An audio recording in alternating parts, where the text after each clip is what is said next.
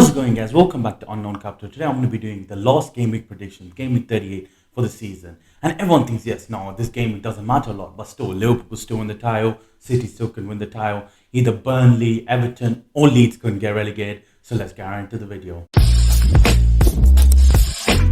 Guys, before I get into the first predictions, I just want to ask for one thing. Please like, subscribe, comment. So guys, let's start with the first game. So the first game, we got Crystal Palace against Man United. We got 12th position against 6th position. And to Crystal Palace, this doesn't mean a lot, in my opinion. I think the season's pretty done. And they had a very good season, in my opinion. Wilfred Zaha with 10 goals. Conor Gallagher with 8 goals, 6 assists. And at home, Crystal Palace are very good. This season, I think they registered 6 out of 10 wins at home. So as a Man United fan, going into, Selhurst Park, it's not looking good. Because Man United this season is a season to forget, in my opinion. We have been so ass this season. I went to the first Ronaldo game. I remember when we won 4-1 against Newcastle. I thought this was a season where we could win. Well, I didn't think we could win the Premier League. I thought we could at least get top 4. But clearly that hasn't helped, in my opinion. Ronaldo, he's not been the core of the problem. Everyone's, Ronaldo's the problem. Okay, yes, he's given us 18 goals. If we didn't have 18 goals from Ronaldo, I think we'll be 4 points for the relegation zone. So we would have a relegation battle this season. So do not diss Ronaldo. And there's been a number of reports coming out that players have been scrapping in the locker room. It just shows where the club's at this point. But at this point, Eric Ten Hag is going to be watching the last match. He's going to be looking at what to do next season, and I'm ready for him. I feel like he's a quality manager. Yes, some people are like, yes, he's only won a couple of things in the Dutch league, but look at Thomas Tuchel, look at Jurgen Klopp. Jurgen Klopp was very big, but Thomas Tuchel, yes, he had a good job, had a good run at Dortmund. Yes, he played well at PSG, but look at what he's done for Chelsea, winning them a Champions League within 6 months, getting to 4 different finals in the space of 101 year and 108 days. So you can't write this off. But as in the game, I feel like Crystal Palace will win this. And as United, we should win because we need to get Europa League spot. But if we get Conference League, it's going to be embarrassing. So West Ham have a tough game against Man City. So I'm going to say that United will draw. It will be a 1-1 draw. So guys, let's move to the next game. So the next game, we got Arsenal against Everton. We got 5th position against 16th position. And with Arsenal going to the North London derby, they were 4 points clear. But guess what? 2 games later, Spurs are 2 points above them. Okay, yes, the North London derby. If they lost, it was fine. They were still 1 point clear. It was in their hands. But to go and lose Monday night against Newcastle, yes, Newcastle are a very good team. Yes, they got 10 out of the 12 wins at home this season. Yes, they're a quality team. Eddie Howe and the men know how to set up really well. But Arsenal had way more to play. And when you saw the highlights and when you saw the Arsenal game, it looked like Arsenal's season was over and Newcastle were the one who were pushing for top 4 or pushing to win the title or something, because Arsenal, they had no answer. Yes, Ben White didn't play well, Tommy Yasu didn't play well, but the whole team from goalkeeper to striker had no chances. Yes, and Arteta tried to make a couple of subs here and there, but Newcastle dominated. The likes of Bruno Guimaraes, Alan Saint-Maximin running riot, Joe Linton running riot.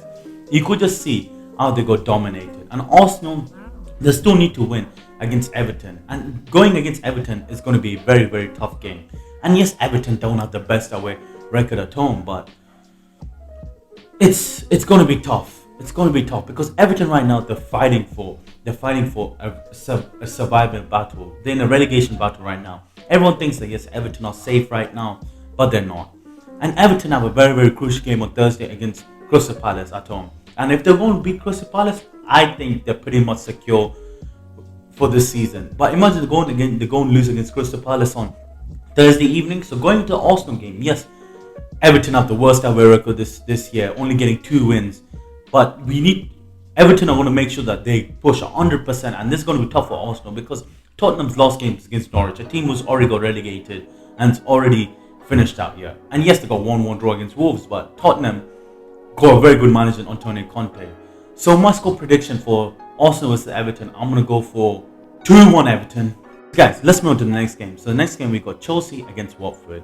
And with Chelsea, it was a very, very tough weekend for them. Once again, losing an FA Cup final. This is the 3rd straight FA Cup final they lost. In the pandemic season, so 2020, they lost they lost to Arsenal. 2021, they lost to Leicester. 2022, they lost to Liverpool. And Liverpool have done a double over them. And this is the first season, I think, since Sheffield Wednesday lost to Arsenal in the most domestic cup between the 1992 and 1993 season. And with Chelsea, they need a bounce back. I feel like midweek they got a very, very tough game against Leicester City, who just scored 5 goals against Watford. So it's going to be tough for them. But if they go and get a draw against Leicester and go and win against Watford, the third position is secure, and they can revitalize, re-strategize, and go into the next season. It's been very tough for them. Like Chelsea, the start of the season, they were banging goals left, right, and centre. But unfortunately, the 3-4-3 doesn't work as well as Thomas Tuchel predicted this season. And the likes of Lukaku, who's been fumbling the bag, a couple of players who are leaving, Antonio Rudiger, who signed with Real Madrid, Christensen, who signed with Barcelona, Cesar, who's signing with Barcelona. They're losing some crucial players going into next season, so it's going to be tough for Thomas Tuchel. And yes, they haven't really got a new owner yet. I find that's fallen apart, and the government's only given them the end of May to make sure that the club is signed over, transferred before they go into administration. So being a Chelsea fan right now, there's so much uncertainty. But to get over this uncertainty, I wish they play good football. I don't wish they could play good football, but they need to play good football to make sure the fans are happy. And for the Antonio Rudiger, Christensen, Cesar, and even a couple more players, it's going to be the last game of the season for them as a Chelsea player. With Chelsea, it's been an okay season. I think they haven't been good enough to fight against for the title, but they've been good enough to be with the thing. It's like they're in the weight position in the league. But with Chelsea, I feel like they're going to beat Watford, in my opinion. With Watford, the last game, they got absolutely dismantled 5-1 against Leicester City. And Jamie Vardy, yes, he's been out for most of the season, but even then, guess how many goals he's got? He's got 14 goals. You can't chat shit about Jamie Vardy. And you can't chat shit about Harry Kane. Yes, Harry Kane's not the best season, but guess how many goals he's had this season? He's got 16. For some players, their best season are 16 goals. For Jamie Vardy, for another players, Bruno Fernandes, who's been playing most of the season, has only got 10 goals. Yes, they're different positions, but from Bruno, you expect way more goals. From Rashford, like you do expect it. And Jamie Vardy to go and show absolute domination against Watford, which Watford and Leicester fans always have that beef, because Troy Deeney is the one who gave them the promotion to the Championship or coming to the Premier League. So there's always that beef between them. So in my opinion, I feel like Chelsea are gonna win this game. Like Chelsea need to make sure that they get a gap between Tottenham and them, because they don't want to slip up to 4th position. After the season they had to lose the FA Cup, to lose the Carabao Cup, they should want 3rd position. And I should be talking about Watford more, but the season's pretty much done. You got Ben Foster leaving at the end of the season, Saul leaving, Musa Sissoko, who's apparently looking for Premier League teams, Emil Dennis, who's looking for Premier League teams. So with Watford, when they go back down, they need to make sure that they sign the right defenders. So next time they come out, because they're a Premier League team, but they make sure next time they come out, they put the right investment and actually things. So my score prediction for this game is going to be 3-0 Chelsea. So guys, the next game we have is Leicester City against Southampton. We've got 9th position against 15th position. And let's start with Leicester City. What a game against Watford. Jamie Vardy coming back after a long time with a couple of injuries. Yes, he's 33 and now turning 34. He doesn't have that much left in the tank. A lot of people say, but I think he's still a couple, 3-4 years in my opinion. Like, the pace hasn't gone. He's still a defender's worst nightmare, because he's always playing on the edge. He always knows his position. And I feel like this year, Leicester have kind of missed him. Like, yes, Daka is good, Iheanacho is good, but they don't do what Vardy does. Like, Vardy's unreal. I feel like last season he nearly caught up. I think he was 1 goal off Harry Kane getting the golden boot, so it was very sad for him. But this season, even as I said in the previous Chelsea against Watford predictions, he hasn't been around for most of the season, and even then he's banked 14 goals. And with Leicester, they're actually really, really good at home. Like, they've won most of the games this season at home. James Maddison with 10 goals. RB Bonzu's come up. Yes, he's been a bit injured at the start of the season, but he's been scoring goals for Leicester.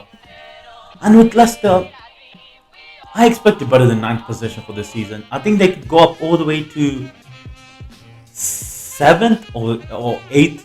They could really come against Wolves, but I don't think so they're going to, because Wolves have a bit of threshold over them. I feel like with Brendan Rodgers, it's a season to forget.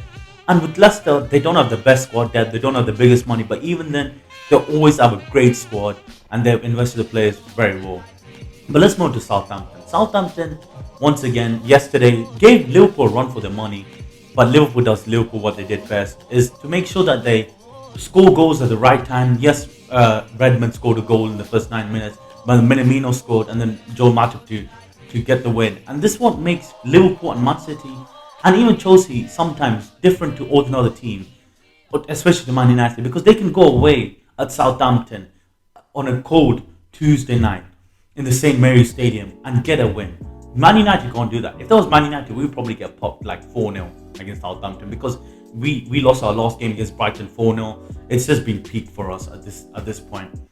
But in my opinion, I feel like for both teams, Southampton are pretty safe in my opinion right now. They ain't going to get relegated. Leicester in 9th position, enjoying life. But Watford don't have the best, not Watford, sorry. Southampton don't have the best away record at this current moment. I think they only won something like 2 or 3 games away this season. So everything's telling me that Leicester's going to win this game. And I'm going to agree with this. So Leicester going to win this 2-1 in my opinion.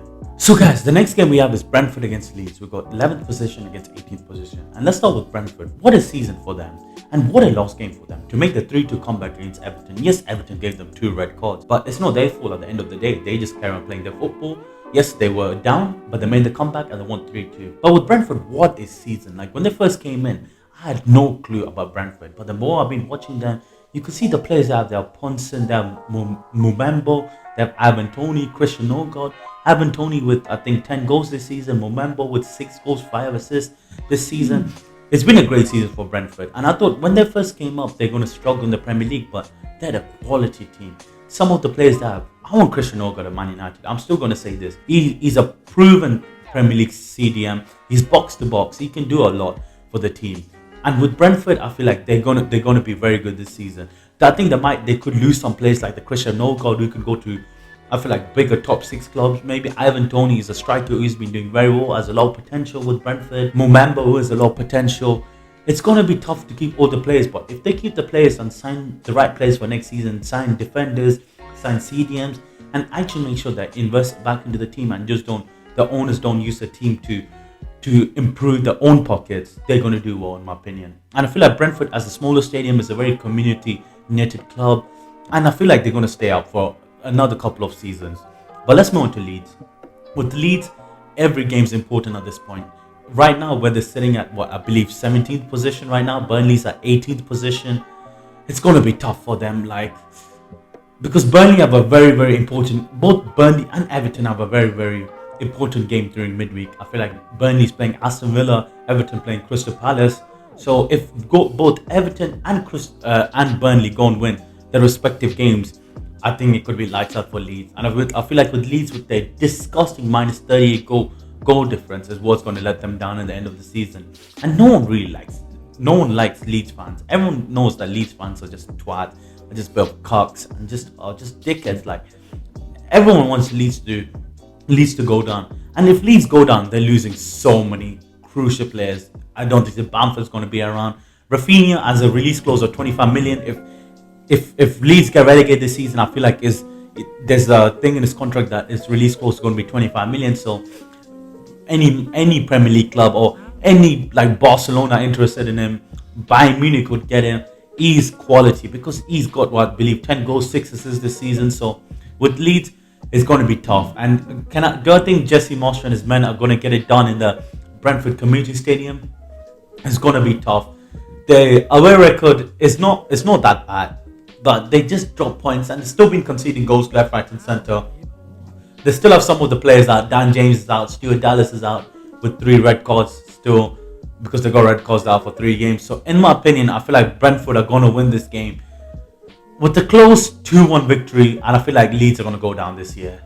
So guys, the next game we have is Burnley against Newcastle. We've got 18th position against 12th position. And let's start with Burnley. Burnley have a very, very crucial game midweek on Thursday against Aston Villa. I feel like if they beat Aston Villa and they go into the last game, I feel like they pretty much have secured safety in my opinion. I feel like with Everton it's the same thing. If Everton go and beat Crystal Palace and then go and beat Arsenal on the weekend, pretty much secure. And for Leeds right now, it's not looking good because if Burnley win, I feel like they'll be either 1 point clear or 2 points clear of Leeds, and Leeds with a shambolic 38 goal difference is just peak for them. But with Burnley, if they go and lose midweek against Aston Villa, then going to the last game of the season, they should hope that Leeds go and you lose. It's going to be tough. I feel like midweek is so important, but with Burnley, only which gives them a lot of confidence for me is that they're going to secure safety, is that they're very good at home against a Newcastle team, which are very good away. No, sorry, which are very good at home, but very bad at away. Newcastle only have registered, I believe, 4 wins and 10 losses this season away. And then Burnley have got 5 out of 7 wins this season at home. So going into this, you can see how I want to choose Burnley to have maintain safety in this thing. But it's the Premier League at the end of the season. Like, there's 3 teams currently fighting for this. Yes, Everton still have like a 1 or 2 points gap between Leeds and then 3 points against Burnley, but it's going to be tough. I feel like everyone wants Leeds to go down. But with Newcastle, it ain't going to be easy win for Burnley, because look at Eddie Howe, the man. He knows what everyone knows their position. Look at the likes of Bruno Guimaraes signing, Kieran Trippier. Yes, Chris Wood, is he worth 25 million? No. By the end of the day, he's being getting goals, and that's what they need.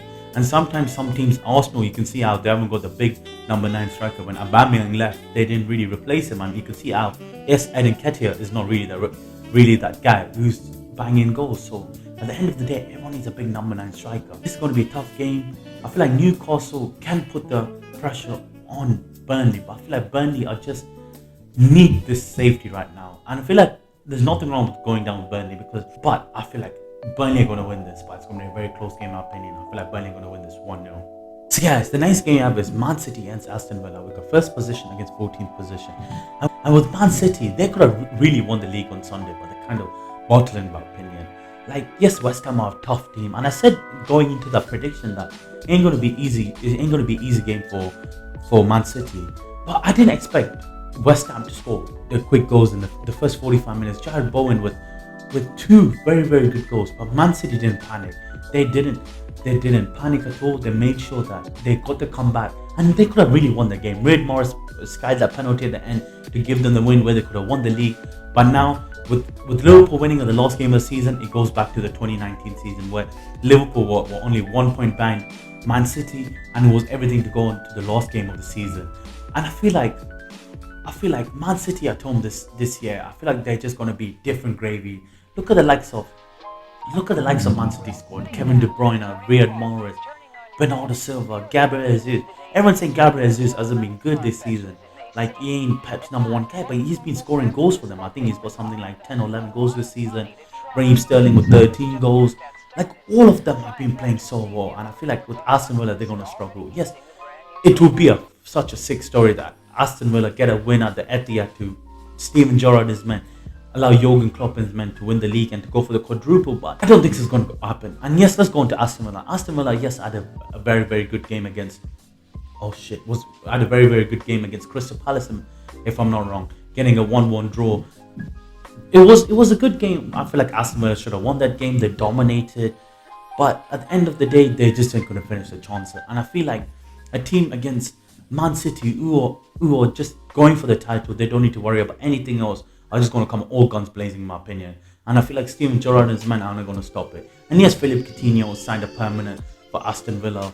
Yes, Ollie Watkins got 10 goals this season. Danny Ings has got 6 goals this season. I don't think so. It's going to be tough for them. If Aston Villa pull this off, all props due to Aston Villa. But to go away and beat Man City at the Etihad, a team which has been dominating for so long and could win a back-to-back title, and 3 titles in the last 4 years, total domination, signing Erling Haaland.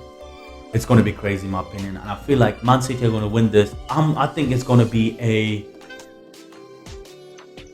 So guys, the next game we have is Norwich against Tottenham. We've got 20th position against 4th position. And with Norwich, I'm going to say the same thing every week.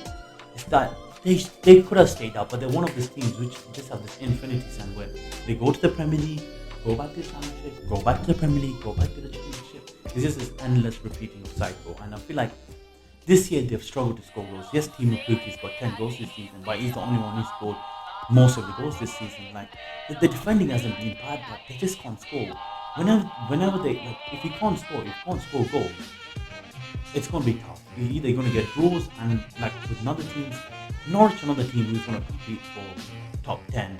They're going to be the bottom 10 table, and they need to get goals. If they can score goals, but if they concede goals, it's fair. They just concede goals more at the end of the season, but they just couldn't score any goals this season. I feel like that's what's let them down.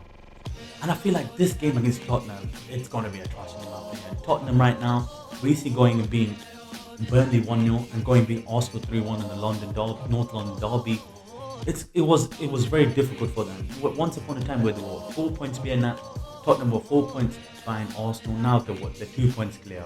This is how quickly in a couple of games, when a couple of results go your way and a couple of results, and you get a couple of results where you win and Arsenal go and lose a couple of results. This is what happens. And I feel like, but Tottenham do have this bottling disease. They should have won the league when Leicester won the league in 2016. So you never know. Arsenal could go and beat Everton, and Tottenham could go and bottle against Norwich, because everyone knows that Tottenham are the number one bottlers of every season. They will somehow find a way to bottle something. So I am 80% certain that Tottenham will win this Norwich game and get top 4, but 20% saying in me that Tottenham will go and bottle this, and Norwich will just make a outstanding game, just make a comeback and just win. So I don't think Antonio Conte and his men know. Antonio Conte is very, very clinical manager. He's a very methodical man. He takes everything by steps, and he knows how to make this team. And look at how Harry Kane's revitalized under him. Son's only one goal behind. Son could win the Golden Boot. So I feel like they're going to go and trash Norwich in my opinion, but they could bottle it. So my score prediction for this game is going to be 3-0 Tottenham. So guys, the next game we have is Brighton against West Ham. We've got 10th position against 7th position. And let's start with Brighton. Before the international break, they were on a bad form of run. But after the international break, yes, they've lost a couple of games here and there. But they've beaten some top teams. They beat the likes of Arsenal at 1-0. They beat, it was 2-1. They beat Arsenal 2-1. They beat Tottenham 1-0. They beat Man Utd 4-0. And they beat Wolves 3-0. So in the space of 2 games, they scored 7 goals, considered 0. And in the last game against Leeds were just on different gravy. At Ellen Road, Leeds nearly won that. Leeds put the pressure, and Leeds should have won that game. But at the end of the day, Graham Potter's men, it's not how you start, it's how you finish. And they finished with the draw, and they move on to the next game. And most fans want Leeds fans to just fuck off, go down. Because Leeds, yes, they are a big team. Ellen Road's big. They have a lot of history, but no one likes Leeds fans. I keep on saying it. But with Brighton, props do what props are given. Graham Potter, what a man. Like, in the start of the season is before the international break, before all the World Cup qualifiers, you could see how his job was in the mud. But after that, he dropped Neil Maupay, and Tosad's come in and absolutely just done wonders for him. Danny Welbeck's done wonders. Cruella done absolute wonders. Lewis Donks does wonders. Everyone's done wonders for him. And I feel like this game doesn't matter a lot because they're comfortable in the 9th position. And I feel like Brighton at home, they're not as great. They're better away this season than at home. So for West Ham, that's a good thing, because with West Ham, if they go and win the next game and Man United go and lose to Crystal Palace, they could clinch that final 6th position Europa League position. And this will be such a funny thing for Man United. Imagine Ronaldo playing in the Conference League. I would forfeit our Conference League and just worry about the league. Like Aaron Ten Hag, just play all youth onto the final of the Conference League, because no United fan give a shit about the Conference League right now. But with West Ham, what a game against Man City. To score 2 early goals and actually put a dent where I thought Man City could lose. But Man City did what Man City did best and made a comeback and absolutely just did well. And I feel like West Ham could have won that game, but for West Ham, this game is very important because they don't want to be the Conference League, because you can see how well they've done in the Europa League this season. Go to the semi-final against the Eintracht Frankfurt team, who are not easy to beat. Look at Frankfurt team, like they got quality players, and West Ham squad that wasn't a lot. Imagine next year, David Moyes has even more players and a squad depth to rotate in the league and in the Europa League. They could be dangerous. So my score prediction, I feel like West Ham want to win this game. I feel like West Ham want to win this 2-1. So guys, let's move on to the last fixture of the 2021-2022 EPL season, and that's between Liverpool and Wolves. We've got 2nd position against 8th position. And Liverpool, this could be a crazy season. To just go and win the double against Chelsea, to go and win the Carabao Cup and the FA Cup.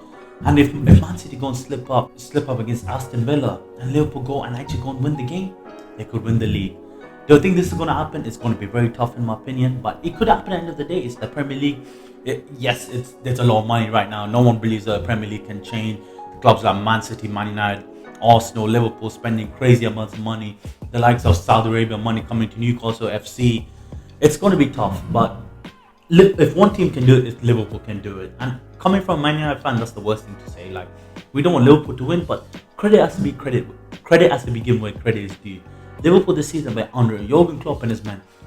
Look at the likes. They've replaced some players like Diego Jota, who has signed, who's been unreal for them. Luis Diaz, ever since January. Craig, new man. And I feel like this is once again replaying the 2019 season. It goes to the last game of the season where Man City and Liverpool are 1 point off each other. Liverpool got Wolves once again, as they did in the 2019 season, but Man City had Brighton at the time. And then they got 1 week later, they got the Champions League final. But this time they could actually win the Premier League and go win the Champions League and do the quadruple. I don't think the Wolves are going to beat Liverpool, and for a team who's been undefeated at home this year, I don't think the Wolves are going to be the team which could stop them. Tottenham were very close. Antonio Conte masterclass in my opinion. But I feel like Liverpool are going to have second this year. I feel like Man City are just going to win.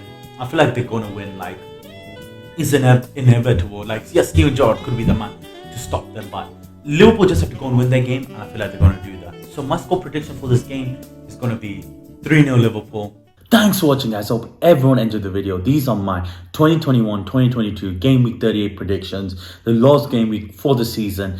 We're gonna have a break, but it's gonna actually come sooner than you think because the World Cup's happening in December, so they're gonna push the season, I believe, a couple of weeks ahead in order to overcome the December World Cup. The Champions League's the week after. It's gonna be fun, and I hope everyone enjoyed the video. Please put all your Game Week 38 predictions in the comments, and I will see you later. Peace.